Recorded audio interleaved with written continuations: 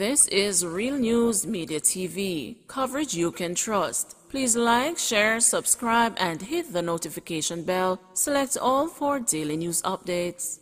Jamaican High Commission in UK steps in to help entertainer Popcorn. Jamaica's High Commission in London has stepped in to offer assistance to dancehall entertainer Popcorn, who has bemoaned that he continues to face embarrassment when he visits England. The artist, whose given name is Andre Sutherland, was subjected to 3.5 hours of interrogation by immigration personnel at Heathrow Airport on Tuesday due to a red flag alert placed against his name by the Jamaican government. He was later allowed entry into the country. In an Instagram post, the entertainer appealed for the intervention of Prime Minister Andrew Holness while expressing frustration. His attorney, Bert Samuels, told the news that the High Commission has since reached out to him, requesting Popcorn's biographical information, which he said he has supplied.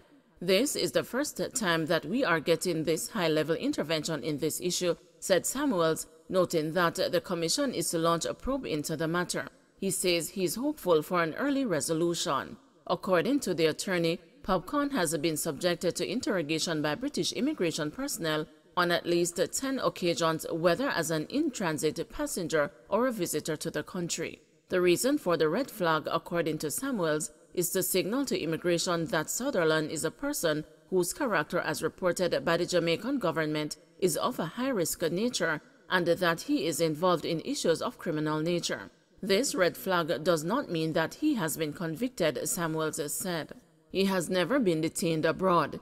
He has been delayed in entering, and secondly, he has no criminal record whatsoever on his name, whether in Jamaica or outside of Jamaica, he added. Popcorn travels to the UK on a visa issued by the UK. If the UK had an issue with him, would they have granted a visa? Would they have cancelled the visa if they subsequently discovered an issue? So whose intelligence is acting out here? Tweeted Samuels in hitting back against the critics. In the interview, he noted that previous efforts to get the issue addressed have been futile. He noted that in response to a letter from him, the Home Office in England had indicated that the proper authority to resolve the issue was with the Jamaican government and not Britain. He said help was also sought from the Ministry of Culture, Gender, Entertainment and Sport. "It's looking bad on us, so we need to fix it," Samuels told the news. He said he and his clients are grateful that the authorities have now come forward. "I spoke to Popcorn this morning. He's totally frustrated. He says, 'Listen, I've tried everyone and now I have called upon the Prime Minister.' And he was very happy to hear that the Minister of Foreign Affairs, Kamina Johnson-Smith, is now intervening in the matter and wants it to be resolved," Samuels said. He added that it would be ill-advised of me for the Minister of Foreign Affairs to be intervening and for us to be thinking about litigation or legal action. Come for your uncollected free birth certificates, RGD urges parents.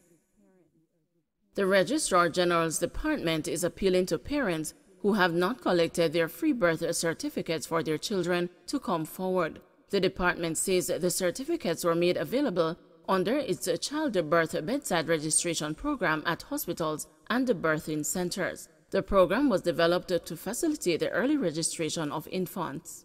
RGD Chief Executive Officer Charlton McFarlane says not all parents have come forward to collect the document, so we actually have those certificates in storage.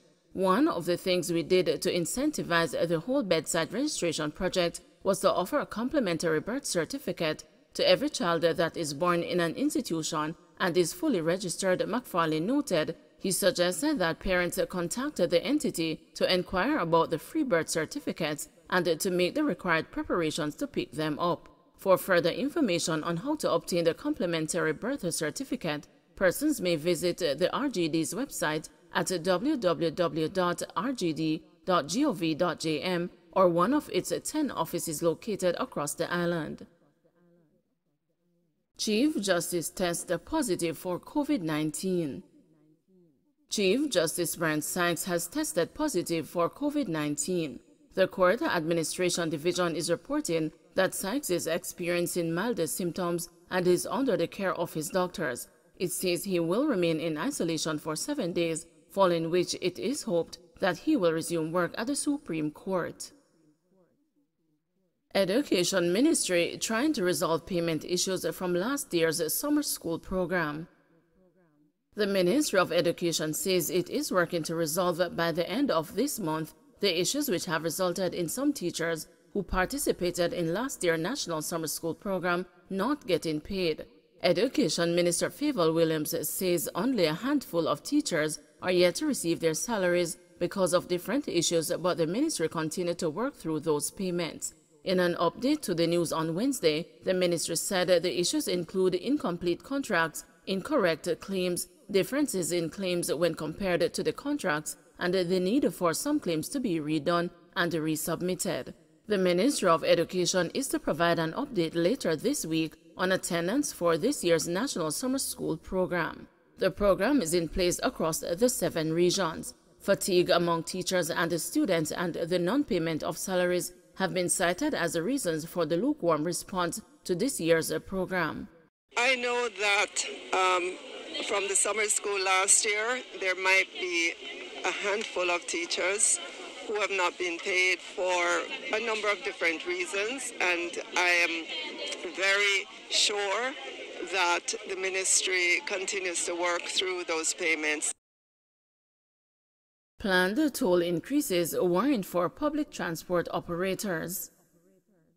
Minister of Transport and Mining Audley Shaw will have to face frustrated public transport operators who plan to line up at his door with complaints and suggestions on how the new toll increases could be adjusted to loosen a tight grip on the already burdened sector. According to Egerton Newman, President of the Transport Authority's Development Sustainable Services, the new Highway 2000 toll rates, which will take effect on Saturday, July 9, threaten to run taxi and other public transport operators out of business. Todd and our partners want the government to understand that we are facing at this time with an increase in tolls added to many other increases in our business as transport operators. When other people can transfer the increase of toll fees to their clients, we can't. That is a major problem. Others, like the truckers, can pass it on to their clients or add it onto their contracts with companies, but we can't do it. What we are saying to the government is that we need to talk. There must be a way to address the toll situation so we can stop suffering. The plan is to continue to agitate with the government until some changes or a review of the toll charges is done, Newman said. Newman said that they are fearful that if there is an increase this year, there may also be another increase next year. Every year it goes up 9 and 25%, and within the next 5 years, we won't be able to operate at all. After 8 years, we got a fare increase of 15%, and we may not get another increase for now. The toll is one instrument that is going to tear us to pieces. As an organization, we are asking the government to do something about it, Newman continued.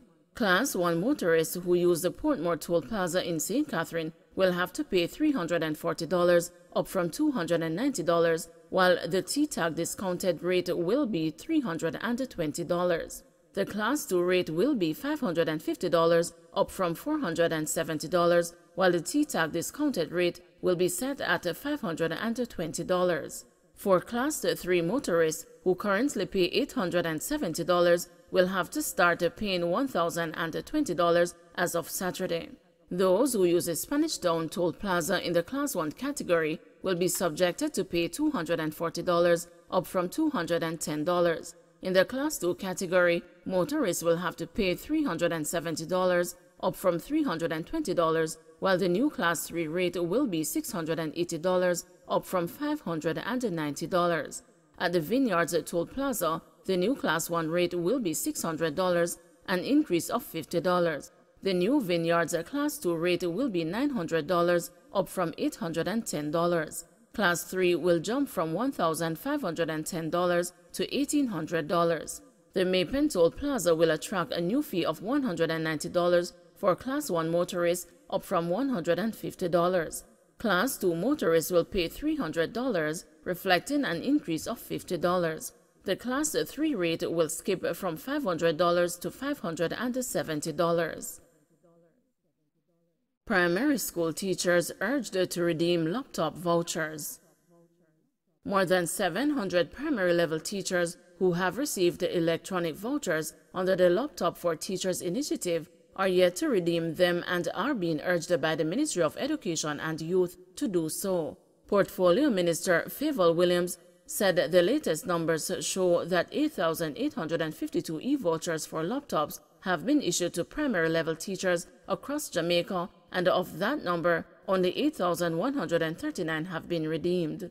We are almost at the end of this process for the primary schools. The next phase is the high schools, said Williams, while speaking with journalists in Clarendon on Sunday.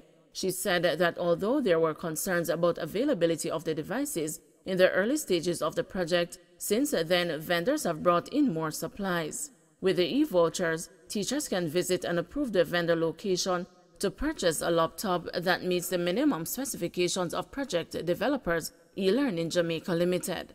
The Education Minister informed that the vouchers are valued at $90,000 and based on the specifications as given by eLearning, teachers should be able to find a device for that price. She noted, however, that teachers who desire a higher-end device would have to pay an additional amount. The Laptop for Teachers program involves collaboration with the Jamaica Teachers Association.